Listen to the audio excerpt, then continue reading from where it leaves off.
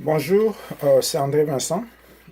Nous avons appris ce matin que la réunion attendue à Libreville a été reportée. La simple raison, après des renseignements pris, est que Ali Bongo s'attendait à ce que ses chefs d'État puissent, disons, venir le féliciter pour sa soi-disant victoire avant que la Cour constitutionnelle ne puisse le proclamer vainqueur pour qu'il prête serment. Mais quand il a appris que l'objectif en fait de cette réunion n'était pas de le féliciter, c'est comme ça qu'il a eu un état d'âme. Donc s'il a simplement envoyé, disons, les autres présidents à défaire leurs valises, quoi.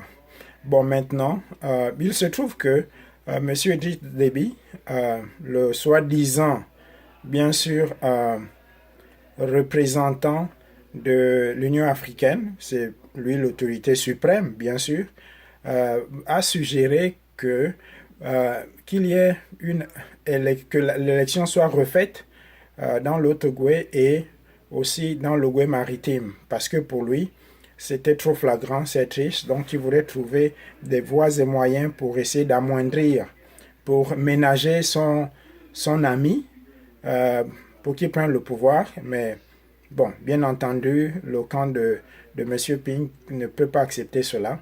Nous aussi, on ne peut pas accepter cela parce que le problème ici, ce n'est pas une question de l'Ogooué maritime, c'est le Haut-Ogooué. Ça, c'est d'une part. Et d'autre part, les élections ont bien eu lieu et le vote s'est très bien passé, mais sauf qu'il y a eu la triche. Donc, ce n'est pas une question d'élection, en tout cas, mise en cause, mais surtout, c'est surtout le rapport, disons, la proclamation des résultats par les autorités.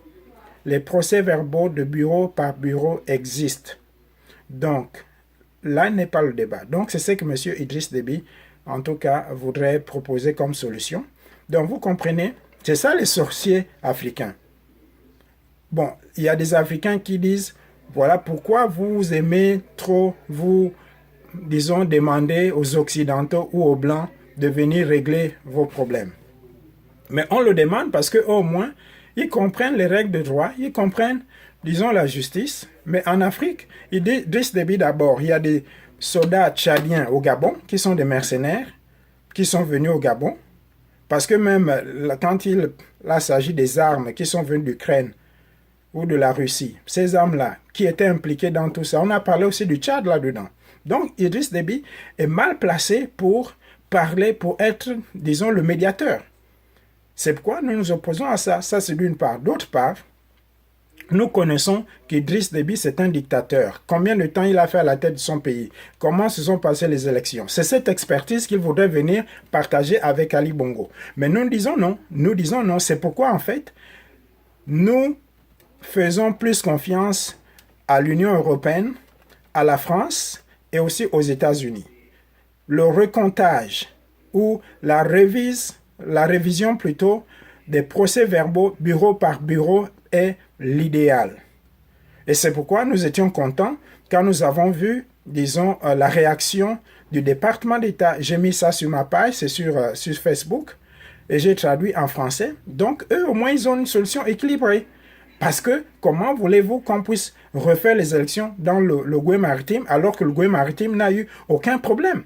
Ali Bongo parle de Ping a eu 100%, il parle de la triche. De quoi il parle? Il n'y a pas un endroit, disons, le Goué maritime n'a jamais eu un score de 100%. Ça, c'est des histoires. Donc, voilà ce que nous devions faire. J'ai appelé la mission permanente aux Nations Unies du Tchad. Ils ont demandé que je rappelle, s'il vous plaît, contactez les ambassades du Tchad et dites-leur de ne pas se mêler de cette affaire. La seule façon de se mêler de cette affaire, c'est de respecter le choix des Gabonais.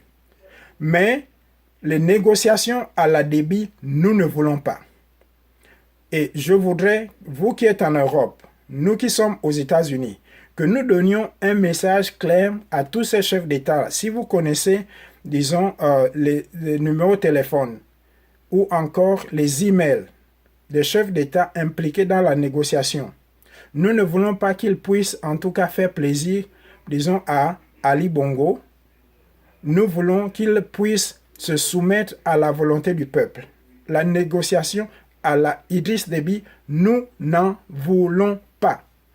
Ok, je vous rappelle aussi que demain, plutôt samedi, nous avons une grande marche, disons, à la Maison-Blanche pour revendiquer nos droits, pour demander aux États-Unis de pouvoir venir, disons, en aide à la population gabonaise qui est en train d'être tuée par Ali Bongo. Ce n'est pas, les choses vont aller de mal en pire, puisque Ali ne veut pas céder. Pendant que le pays est en crise, lui, ce qu'il veut, c'est quoi? C'est que les chefs d'État viennent le féliciter. Féliciter de quoi? D'avoir tué les gens? D'avoir emprisonné les gens?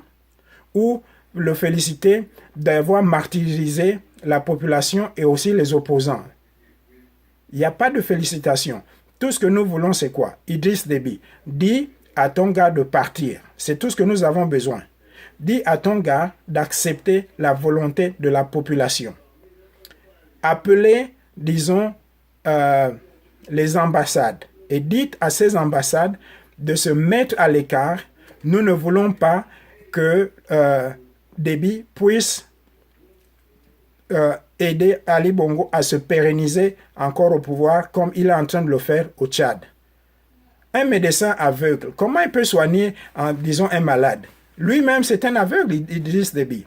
Donc, nous respectons la position, en fait, de l'ambassade des États-Unis au Gabon, par rapport, bien sûr, à encourager l'Union africaine de résoudre le problème. Mais le problème ici est que nous pensons que c'est comme si c'était une fuite en avant. Le Congrès a pris déjà une décision. Maintenant, le Congrès a demandé que le président Obama se prononce à ce sujet. C'est ce que nous voulons. Mais demander que, disons, l'Union africaine le fasse, mais sur quelle base? Qui sont d'abord ces médiateurs? Des gens qui ne respectent même pas la loi. Des gens qui sont eux-mêmes illégaux dans leur pays, qui font la triche. Chers compatriotes, le sort de notre pays se trouve entre nos mains.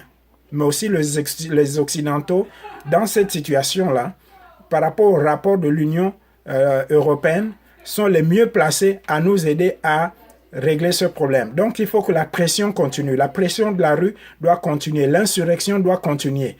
Nous devrions tout faire, nous battre pour la libération de notre pays.